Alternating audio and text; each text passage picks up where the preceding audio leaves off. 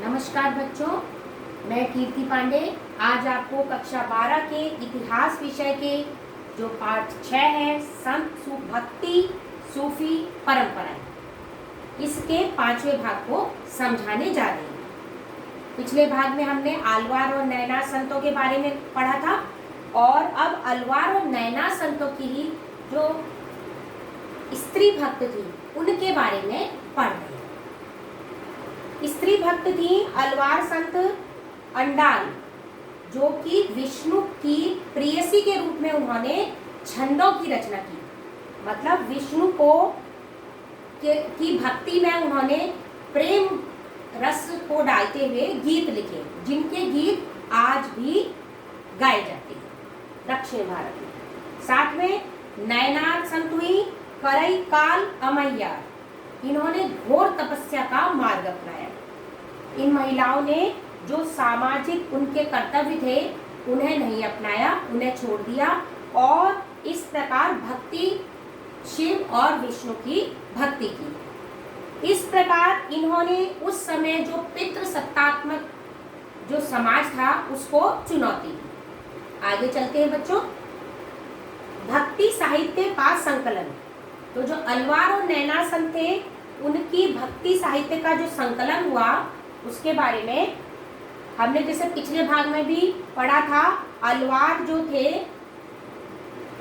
जिनका साहित्य लिखा गया अलवार संतों का, वो नलगीरा दिव्य प्रबंधम इस ग्रंथ में लिखा गया और यह 12 अलवार संतों ने लिखा।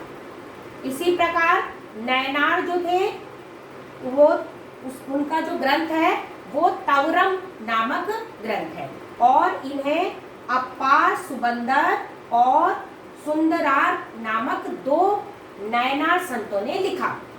तवरम, ठीक है, अलवार संतों का नलगीरा दिव्य प्रबंधम और नैनार संतों का तवरम। तो इस प्रकार ये 2 ग्रंथ दक्षिण भारत में आज भी प्रसिद्ध है। इन दोनों ग्रंथों को वेदों के समान माना जाता है दक्षिण भारत में। आगे चलते हैं। राज्य के साथ संबंध, जो अलवार और नैनार संत हैं इनको संरक्षण प्रदान किया दक्षिण भारत के शासकों ने। इनमें प्रमुख थे चोल शासक, जिन्होंने शिव मंदिर बनाए और बड़े भव्य शिव मंदिर इन्होंने बनाए।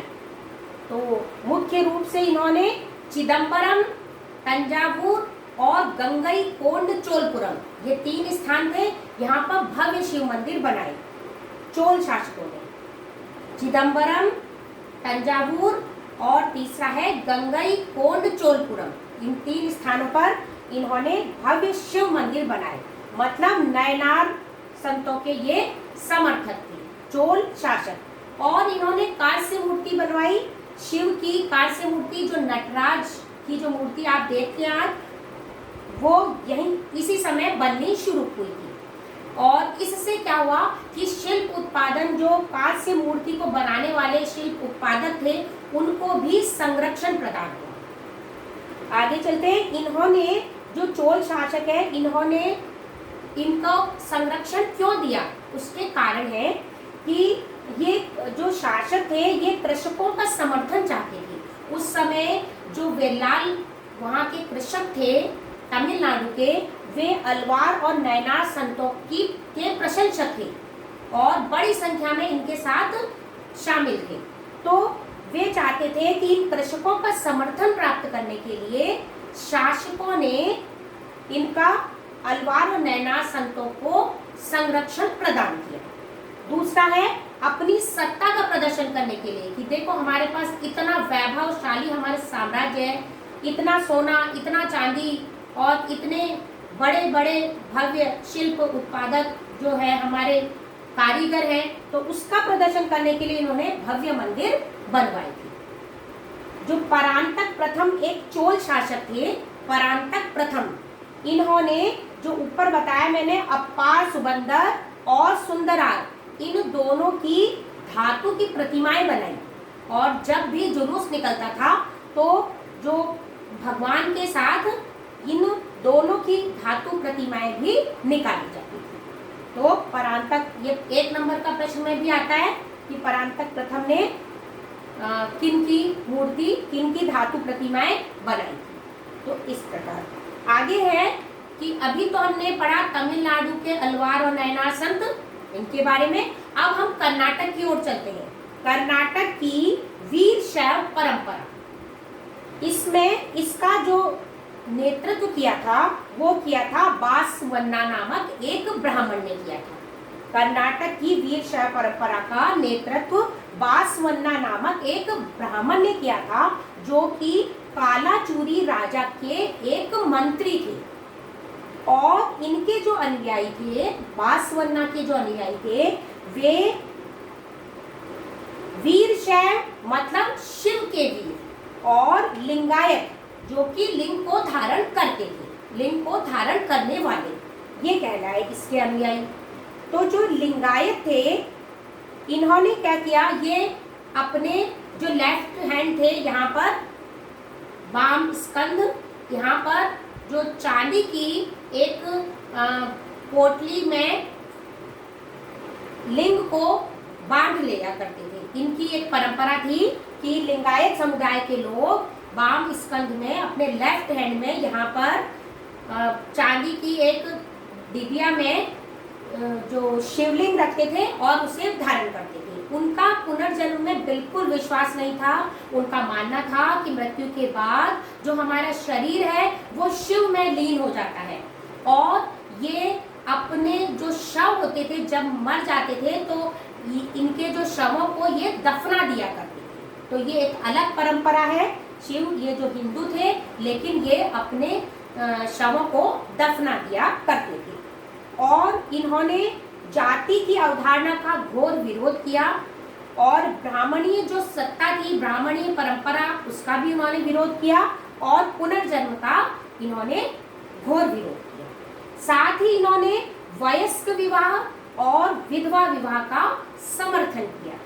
तो इस प्रकार लिंगायत समुदाय वहाँ बहुत ज्यादा प्रचलित समुदाय था कर्नाटक में। आगे है उत्तरी भारत में धार्मिक उफान। अभी तक हमने दक्षिण भारत में पढ़ा कर्नाटक और तमिलनाडु के बारे में। तो कर्नाटक और तमिलनाडु में बड़े भक्ति परंपरा बहुत ज्यादा विकसित हुई, लेकिन क्या कारण है कि भारत के उत्तरी भाग में ऐसी कोई संत नहीं थे।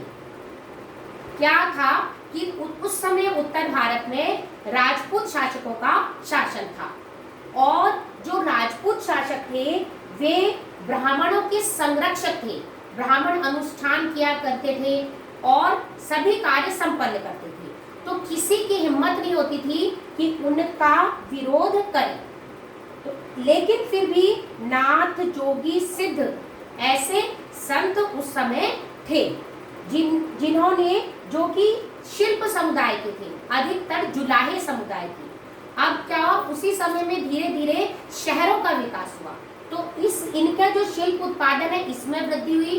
तो इनके जो नाथ, जोगी और सिद्ध थे, इनका भी प्रचार प्रसार हुआ। लेकिन क्या हुआ, इन्होंने क्या किया, जो नाथ, जोगी और सिद्ध थे, इन्होंने वेदों की सत्ता को चुनौती दी, वेदों का उन्होंने विरोध किया। और साथ ही इन लोगों ने जो अपनी बातें कही, जो उन्होंने दोहे लिखे, वे उन्होंने आम भाषा में कही। तो क्या हुआ कि सभी लोगों को समझ में आ जाता था। तो इसी समय में क्या हुआ कि उत्तर भारत में दिल्ली सल्तनत, तुर्कों का आगमन भारत में हो गया। तो तुर्कों के आगमन से भारत में दिल्ली में सल्तनत की स्थापना हो गई। तो इसीलिए सूफी मत की स्थापना हुई, सूफी मत का भारत में आगमन हुआ। तो अब आज हमने इतना पढ़ा, अब हम अगले भाग में सूफी मत के बारे में पढ़ेंगे। तो आज आपको क्या करना है, होमवर्क में ये जो आज मैंने पाठ पढ़ाया आपको, इसके 10 एक्स्ट्रा क्वेश्चन बनाने हैं। इसके लॉन्ग क्वेश्चन भी आते हैं, लेकिन अगर आप इसमें से 10 एक्स्ट्रा क्वेश्चन बना लेंगे तो आपके जो बड़े क्वेश्चन है, लॉन्ग क्वेश्चन है, विस्तृत प्रश्न है, वो अच्छी तरह से आपको प्रिपेयर हो जाएंगे। अब इसमें आप अच्छी तरह से एक एक लाइन को देखेंगे और उनके आप प्रश्न बनाएंगे।